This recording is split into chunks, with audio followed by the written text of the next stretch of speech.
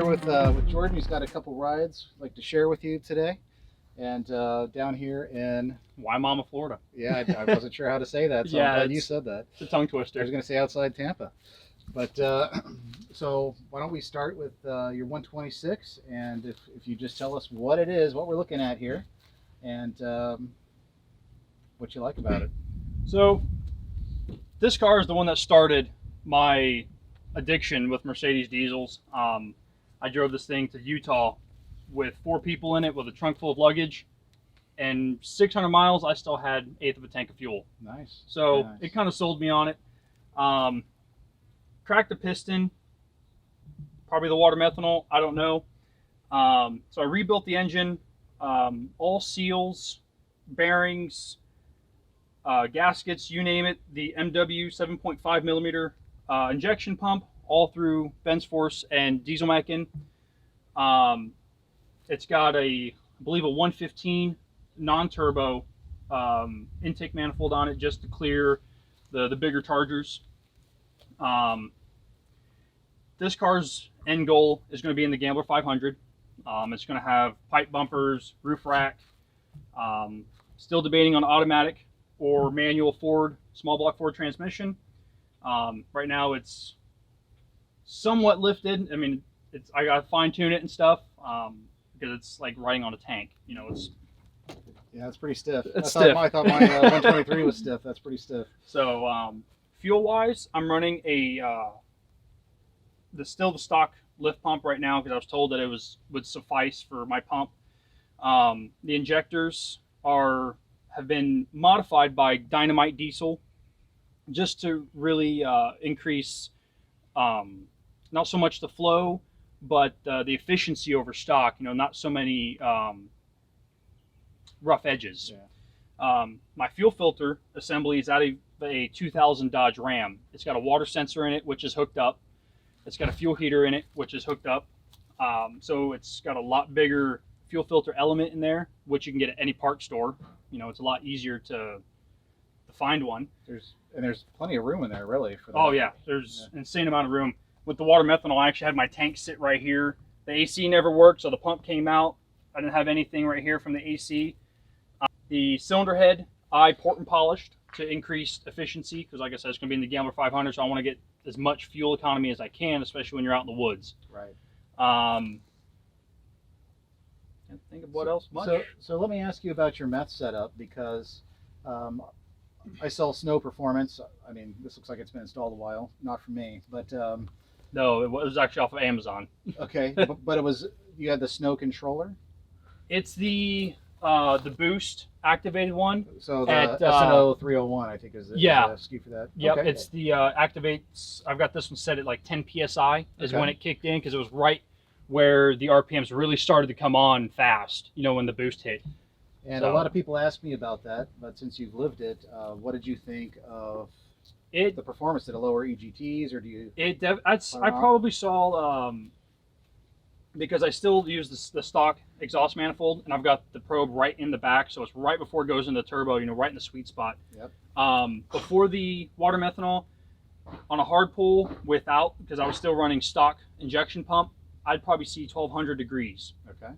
After water methanol, and I got it kind of fine-tuned where I wanted it, it was probably around 1,000. So it made a big difference. It definitely made a difference in power. You know, there's a lot of speculation. It's a 617. You're not going to get much. The air in the intake is more dense, so it has the same effect as boost in a way. So exactly. Yeah. And I had it compounded at the time with the GT35 anti-surge, feeding a HX40 compressor and 35 exhaust housing turbo. Cheap eBay knockoff, but it still did the job. Sure. But then that was before I decided to park it after getting the 300, E300. So parked it, rebuilt the engine, and it sat. Well, that is a perfect segue to go talk about the E300. All right, Jordan. So the E300 here, very interesting. Why don't you tell us what we got? So 99 E300, you know, 606 factory. Bought this car about 2.5 years ago. Has a bent subframe. Had a rod knock, all kinds of goodies that I found out from the the guy I bought it from after I had bought it. About $900. I knew it had rod knock, so I decided to just send it. I knew I was going to be rebuilding it. After the rebuild and stuff, I've got a custom log manifold. It's designed for a completely different chassis, so it being a center exit, I had to make something to adapt the turbo because it would not fit. So I myself made a 90-degree bend, and on the top flange has got a 22.5-degree turn just to fit the HX40. I'm still running a stock EDC Avery mod. I've got a V1 DBUK quick spool valve. I've got stock intercooler, 2.5-inch intercooler piping. I port and polish the head, all gaskets, seals, rings, bearings, you name it, all from BenzForce.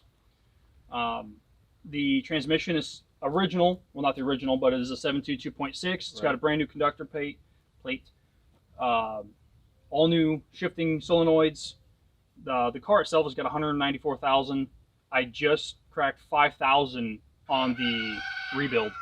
So I've made a trip to New Mexico and back, bunch of driving around here. Transmission's got just over 3,000 miles on it because I did that probably 2 days before I went to New Mexico the last time. So, okay. But like I said, having a bent subframe, it happened right here in this corner. So I can't run the stock fan because no matter what I do, how much I space the radiator forward, I'm on my third radiator because the fan likes to eat it. So I'm running twin 16-inch electrics. Those will be upgraded, and it's still not enough, especially with the Avery. And it's very tight fit in here. I've had to have it to the side over here. I actually had to cut some of these are the same fans, but these fins right here, I had to cut them out down here for the AC compressor to fit. Glow plug module is a Ford solenoid, just for the simplicity. And there's nothing wrong with that. That's the same thing the dyno car uses. Very easy to hook that up. And if you're doing a swap, I mean, you don't have to worry about stock computer and all that stuff. My glow plug light's always on, but I redline this thing every chance I get. Sure. So I know the feeling. So you mentioned you want to play around with the NAG 1 versus the 7226 about upgrading some of the internals. Yep.